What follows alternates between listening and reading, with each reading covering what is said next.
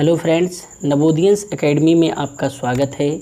आज मैं आपके लेकर आया हूँ मुग़ल वंश के अंतर्गत जहांगीर, शाहजहां और औरंगज़ेब से संबंधित महत्वपूर्ण प्रश्नोत्तर। तो चलिए प्रारंभ करते हैं। पहला प्रश्न है, सलीम का जन्म कहाँ हुआ था? सलीम का जन्म फ़तेहपुर सीकरी में शेख सलीम चिश्ती की कुटिया में हुआ था।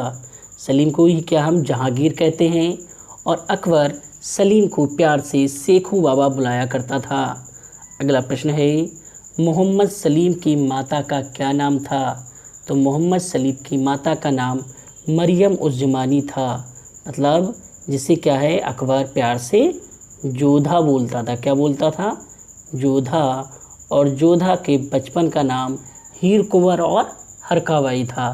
तो सलीम की माता को 4 नामों से जाना जाता था: जोधा, हीर कुंवर, हरकाबाई और मरियम उज़ ज़मानी। अगला प्रश्न है, मरियम उज़ ज़मानी किसकी पुत्री थी? तो ये आमेर के शासक भारमल की पुत्री थी। अगला प्रश्न है, सलीम का विवाह किसकी पुत्री से हुआ था? सलीम का विवाह भगवान दास की पुत्री से हुआ था। भगवान दास जोधा के भाई थे और राजा भारमल के पुत्र थे। अगला प्रश्न है, जहांगीर सलीम का विवाह किससे हुआ था? तो किससे हुआ था? जहांगीर का पहला विवाह मानवाई से हुआ था, जो राजा भगवान दास की पुत्री थी। अगला प्रश्न है, मानवाई किसकी पुत्री थी? तो मानवाई राजा भगवान दास की पुत्री थी। अगला प्रश्न है, शहजादा खुसरो किसका पुत्र था? तो शहजादा खुसरो मानवाई और जहांगीर का बड़ा पुत्र था। किसका? मानवाई और जहांगीर का पुत्र था। अगला प्रश्न है, नरुद्दीन या नसरुद्दीन मोहम्मद जहांगीर बादशाह गाजी की उपाधि किसने धारण की थी? तो ये शहजादा सलीम ने धारण की थी और बाद में हम इसी को क्या है जहांगीर कहते हैं। क्या कहते हैं? जहांगीर। अगला प्रश्न है, 30 गज लंबी सोने की बनी 60 घंटियों से युक्त जंजीर क्या थी? तो इस जंजीर को हम क्या है न्याय की जंजीर कहते हैं। क्या कहते हैं? न्याय की जंजीर।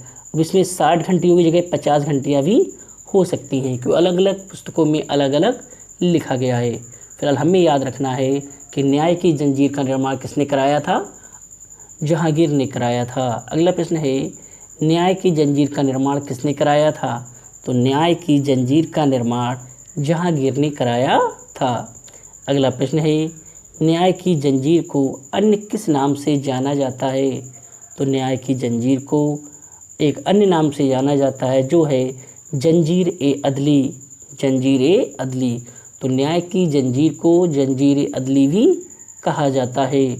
अगला प्रश्न है, गुजरात के जैनियों के प्रति जहांगीर का कठोर व्यवहार किसमें वर्णित है? तो इंतखाब ए जहांगीरी 100 में इसका वर्णन किया गया है। अगला प्रश्न है, जहांगीर ने सिखों के किस गुरु को मौत की सज़ा दी थी?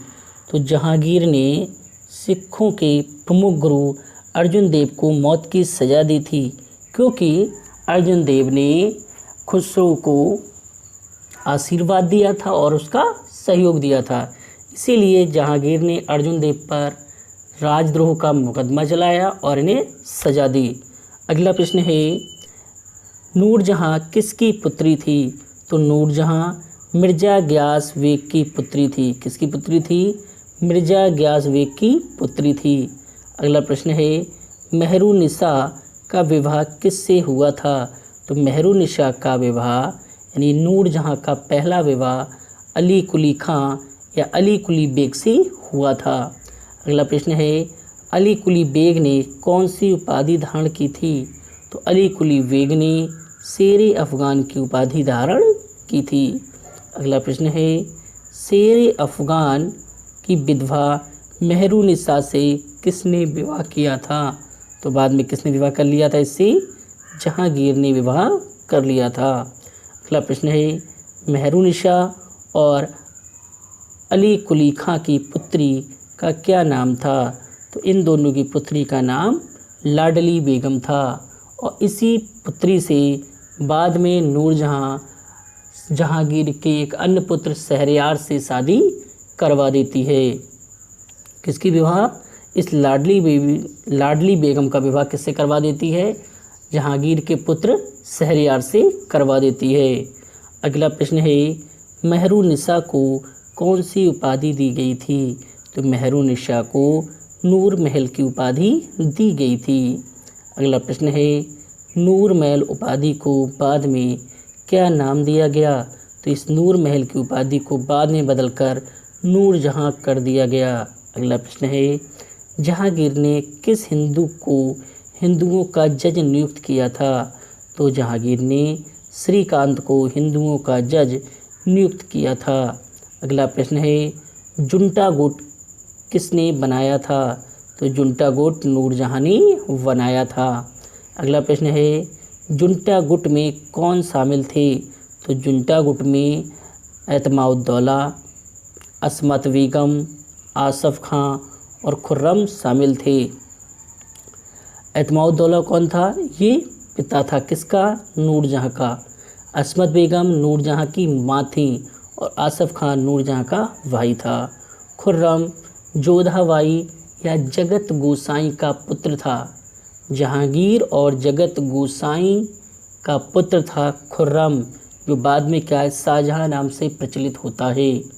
अगला प्रश्न है, इकबालनामा-ए जहांगीरी किसने लिखी थी? इकबालनामा-ए जहांगीरी मुअत्तमिद खान ने लिखी थी। किसने? मुअत्तमिद खान ने लिखी थी। अगला प्रश्न है, इत्र बनाने की विधि का आविष्कार किसने किया? तो इत्र बनाने की विधि का आविष्कार अस्मत बेगम ने किया था। तो इत्र बनाने का श्रेय किससे जाता है? अस्मत बेगम को जाता है। परंतु मुगल काल में नूरजहां भी फैशन के क्षेत्र में अग्रणी थी। अगला प्रश्न है, नूरजहां ने अपना अंतिम समय या अंतिम जीवन कितने रुपए प्रतिवर्ष पेंशन भोगी बनकर लाहौर में बिताया? तो 2 लाख रुपए वार्षिक पेंशन लेकर नूरजहां ने अपना अंतिम जीवन बिताया था। अगला प्रश्न है, नूरजहां के भाई को किस पद पर नियुक्त किया गया था? तो नूरजहां के भाई को खान-ए-सामान के पद पर नियुक्त किया गया था। अगला प्रश्न है, राणा प्रताप की मृत्यु के पश्चात उसका उत्तराधिकारी कौन बना? तो राणा अमर सिंह उसके उत्तराधिकारी बने। अगला प्रश्न है, अमर सिंह के पुत्र का क्या नाम था? अमर सिंह के पुत्र का नाम करण सिंह था। क्या नाम था? करण सिंह। अगला प्रश्न है, मलिक अंबर कहाँ का निवासी था? मलिक अंबर अबिसीनिया का निवासी था। अगला प्रश्न है, जहांगीर का शासनकाल कब से कब तक था? तो जहांगीर का शासनकाल 1605 से 1627 ईस्वी तक था। अगला प्रश्न है, शहजादा खुसरो ने विद्रोह कब किया? तो शहजादा खुसरो कौन था? शहजादा खुसरो जहांगीर का बड़ा पुत्र था, जो कि मानबाई के गर्भ से उत्पन्न था। क्या नाम था इसका? शहजादा खुसरो। इसने विद्रोह कर दिया कब? 1606 ईस्वी में। अगला प्रश्न है, शाहजहां ने विद्रोह कब किया था? तो शाहजहां ने विद्रोह किया था 1623 से 1625 के बीच। अगला प्रश्न है, शाहजहां की बात हो रही है तो ये कौन है? यह है खुर्रम। कौन है? खुर्रम। खुर्रम की माँ का नाम क्या था? जोधाबाई या जगत गोसाई। अगला प्रश्न है, शाहजहां का शासनकाल कब से कब तक था? शाहजहां का शासनकाल 1627 से 1658 ईस्वी तक था। अगला प्रश्न है, दक्षिण गुजरात और खानदेश में दुर्भिक्ष कब पड़ गया? यानी अकाल कब पड़ा? तो 1630 ईस्वी में अकाल पड़ा था। शाहजहां को शासक बनाने का श्रेय जाता है इसके ससुर आसिफ खां को। किसे? आसफ खां। आसफ खां कौन था? नूरजहां का भाई था। तो आसफ खां ने अपनी पुत्री अर्जुमंद बानो बेगम का विवाह किससे करा दिया था? खुर्रम से करा दिया था। तो उसी ने बाद में उत्तराधिकार के युद्ध में खुर्रम के जितने भी प्रतिद्वंदी थे उन सबकी हत्या कर दी और अपने दामाद खुर्रम को क्या है शासक बनवा दिया। अगला प्रश्न है बीजापुर के साथ युद्ध कब हुआ था?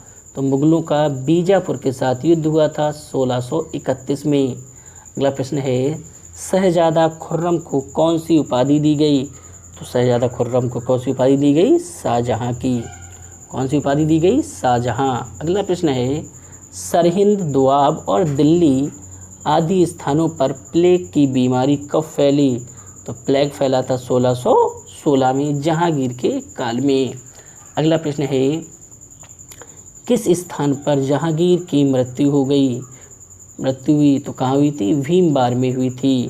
अगला प्रश्न है जहांगीर के शव को कहाँ पर दफनाया गया? तो शाहदरा, लाहौर में दफनाया गया और यहीं पर जहांगीर का मकबरा बना हुआ है।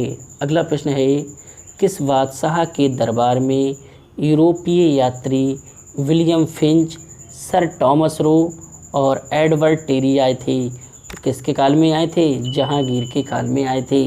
और ये प्रश्न बार बार पूछा गया है। कौन कौन? विलियम फिंच, सर टॉमस रो और एडवर्ड टेरी आए थे। मगर जहांगीर के काल में सबसे पहले जो अंग्रेज आया था उसका नाम था कैप्टन हॉकिंस। क्या नाम था? कैप्टन हॉकिंस, जो 1608 में भारत आया था और ये एक बहुभाषी था। तो इसकी से प्रभावित होकर जहांगीर ने इसे अंग्रेजी खान या फरंगी खान की उपाधि दी थी और 400 का मनसब भी प्रदान किया था। तो जहांगीर के दरबार में आने वाला पहला अंग्रेज कौन था? Captain Hawkins. उसके बाद में आए हैं William Finch, sir Thomas Roe, Edward Terry. अगला प्रश्न है शाहजहां का विवाह किससे हुआ था? तो शाहजहां का विवाह अर्जुमंद बानो बेगम से हुआ था, जिसे बाद में क्या है मुमताज़ का नाम दिया गया। ये आसफ खां की पुत्री थी। अगला प्रश्न है अर्जुमंद बानो बेगम किसकी पुत्री थी? तो अर्जुमंद बानो बेगम आसिफ खां की पुत्री थी। अगला प्रश्न है नूरजहां की मृत्यु कब हुई? तो नूरजहां की मृत्यु 1645 ईस्वी में हुई थी। अगला प्रश्न है वीर सिंह बुंदेला के पुत्र का क्या नाम था? तो वीर सिंह बुंदेला के पुत्र का नाम जुझार सिंह था। क्या नाम था? जुझार सिंह। अगला प्रश्न है खान जहां लोधी कौन था? तो खान जहां लोधी दक्षिण का प्रधान सेनापति व राज्यपाल था। कौन था? दक्षिण का प्रधान सेनापति व राज्यपाल था। अगला प्रश्न है मुमताज़ महल की मृत्यु कब हुई? तो मुमताज़ महल की मृत्यु 1631 में हुई थी। कब हुई थी? 1631 में। अगला प्रश्न है मुमताज़ महल की याद में शाहजहां ने किस इमारत का निर्माण कराया था? तो मुमताज़ महल की याद में शाहजहां ने ताजमहल का निर्माण कराया था। अगला प्रश्न है हिंदू और मुसलमानों के बच्चों को पकड़कर जबरन ईसाई कौन बना देती थी? तो पुर्तगाली जबरन ईसाई बना देते थे। हिंदू व मुस्लिम बच्चों को जबरन ईसाई बनाने का कार्य कौन करता था? पुर्तगाली करते थे। अगला प्रश्न है कासिम खां को बंगाल का राज्यपाल कब बनाया गया? तो कासिम खां को बंगाल का राज्यपाल 1631 ईस्वी में बनाया गया था। अगला प्रश्न है शाहजहां को कोहिनूर हीरा किसने भेंट किया था? शाहजहां को कोहिनूर हीरा मीर जुमला ने भेंट किया था। अगला प्रश्न है शाहजहां ने अपना उत्तराधिकारी अपने किस पुत्र को घोषित किया? तो शाहजहां ने अपना उत्तराधिकारी अपने बड़े पुत्र दारा शिकोह को घोषित किया था। किसे किया था? अपने बड़े पुत्र दारा शिकोह को घोषित किया था। शाहजहां के 4 पुत्र जीवित थे। कितने पुत्र जीवित थे? 4, जिनमें प्रमुख कौन है? दारा शिकोह, मुराद और औरंगजेब। अगला प्रश्न है दारा व औरंगजेब के मध्य उत्तराधिकार का अंतिम युद्ध कहाँ लड़ा गया? तो देवराय की घाटी में लड़ा गया था, अजमेर में। अगला प्रश्न है दारा को बंदी बनाकर उसका वध कब किया गया? तो 8 जून 1658 को उसका वध कर दिया गया और शासन किसके हाथ में आ गया? औरंगजेब के। अगला प्रश्न है औरंगजेब किस वाद्य यंत्र में निपुण था? तो औरंगजेब किस वाद्य यंत्र के वादन में निपुण था? वीणा वादन में। अगला प्रश्न है औरंगजेब के द्वारा शाहजहां को कब कैद किया गया? तो औरंगजेब के द्वारा शाहजहां को 1658 में कैद कर दिया गया और 8 वर्ष तक शाहजहां ने कैद में अपना जीवन व्यतीत किया। अगला प्रश्न है कैदी के रूप में शाहजहां की मृत्यु कब हुई? तो 31 जनवरी 1666 को कैदी के रूप में शाहजहां की मृत्यु हो गई। अगला प्रश्न है औरंगजेब ने भाई मुराद की हत्या कहाँ करवा दी? तो ग्वालियर में हत्या करवा दी। प्रारंभ में औरंगजेब ने मुराद के साथ मिलकर ही शाही सेना को परास्त किया था, परंतु जब शाही सेना हार गई तो उसने मुराद को ही धोखे से मरवा दिया, मतलब दगा किया था अपने भाई के साथ। पहले शाही सेना को जीतने के लिए मुराद का साथ दिया और जब शाही सेना से जीत गए तो उसके बाद अपने भाई की ही हत्या करवा दी। अगला प्रश्न है दारा शिकोह के पुत्र का क्या नाम था? दारा शिकोह के पुत्र का नाम सुलेमान शिकोह था। क्या नाम था? सुलेमान शिकोह। अगला प्रश्न है दारा के किस पुत्र का विवाह औरंगजेब की पुत्री से हुआ? तो किसका? सफर शिकोह का। किसका? सफर शिकोह का विवाह औरंगजेब की पुत्री से हुआ था। अगला प्रश्न है शाहजहां का रत्न जड़ित सिंहासन किस नाम से जाना जाता है? तो शाहजहां का रत्न जड़ित सिंहासन तख्ते ताउस के नाम से जाना जाता है। अगला प्रश्न है तख्ते ताउस में कौन सा हीरा जड़ा हुआ था? तो तख्ते ताउस में कोहिनूर हीरा जुड़ा हुआ था। अगला प्रश्न है मध्यकालीन इतिहास का स्वर्ण युग किसे कहा जाता है? तो शाहजहां के काल को स्वर्ण युग कहा जाता है। अगला प्रश्न है शाहजहां के अंतिम 8 वर्ष कहाँ पर व्यतीत हुए? तो शाहजहां के अंतिम 8 वर्ष आगरा के शाहबुर्ज किले में व्यतीत हुए थे। अगला प्रश्न है अंतिम समय में शाहजहां की सेवा किसने की? तो अंतिम समय में शाहजहां की सेवा उसकी बड़ी पुत्री जहां आरा बेगम ने की थी। अगला प्रश्न है जहां आरा बेगम कौन थी? तो ये शाहजहां की बड़ी पुत्री थी। अगला प्रश्न है शाहजहां ने दारा को किस उपाधि से विभूषित किया था? तो शाह बुलंद इकबाल के नाम से दारा शिकोह को विभूषित किया था। अगला प्रश्न है औरंगजेब का पूरा नाम क्या था? औरंगजेब का पूरा नाम मुहिउद्दीन मोहम्मद अकबर था। मुहिउद्दीन मोहम्मद अकबर। अगला प्रश्न है औरंगजेब का जन्म 3 नवंबर 1618 को कहाँ हुआ था? तो औरंगजेब का जन्म उज्जैन के निकट दोहाब में हुआ था। अगला प्रश्न है दिल्ली में अपना औपचारिक राज्याभिषेक औरंगजेब ने किस उपाधि से कराया? तो अकल मुजफ्फर आलमगीर की उपाधि के साथ अपना राज्याभिषेक कराया था। अगला प्रश्न है सिक्कों पर कलमों का लिखा जाना किसने बंद कराया? तो औरंगजेब ने बंद करा दिया था, क्योंकि ये कट्टरपंथी मुस्लिम था। इसे क्या है जिंदा पीर के नाम से भी जाना जाता है। अगला प्रश्न है प्रजा के चरित्र की निगरानी हेतु औरंगजेब ने किन्हें नियुक्त किया? तो मुहतसिब को नियुक्त किया था। किसे किया था? मुहतसिब को नियुक्त किया था। अगला प्रश्न है 1667 ईस्वी में यूसुफजाइयों ने अपने किस नेता के नेतृत्व में विद्रोह किया था? तो यूसुफजाइयों ने भागू के नेतृत्व में विद्रोह किया था। अगला प्रश्न है 1672 में अफरीदियों ने किसके नेतृत्व में विद्रोह किया? तो अफरीदियों ने अकमल खां के नेतृत्व में विद्रोह किया था। अगला प्रश्न है 1674 ईस्वी में किस मुगल सेनापति के युद्ध में मृत्यु हो गई थी? तो सुजात खां के युद्ध में मृत्यु हो गई थी। अगला प्रश्न है औरंगजेब के शासनकाल की गणना के लिए किस प्रथा को समाप्त किया गया? तो शाही गौरवर्ष प्रथा को समाप्त कर दिया गया था। अगला प्रश्न है मथुरा के केशव देव मंदिर का कटघरा किसने निर्मित कराया था? तो किसने कराया था? दारा शिकोह ने निर्मित कराया था। अगला प्रश्न है औरंगजेब के शासन में उदयपुर में कितने मंदिर तोड़ दिए गए थे? तो लगभग 235 मंदिर तोड़ दिए गए थे। अगला प्रश्न है 1665 में औरंगजेब ने हिंदुओं के किस त्योहार पर प्रतिबंध लगा दिया था? तो 1665 में औरंगजेब ने हिंदुओं के प्रमुख त्यौहार होली पर प्रतिबंध लगा दिया था। अगला प्रश्न है औरंगजेब के प्रति अफगान विद्रोह कब हुआ था?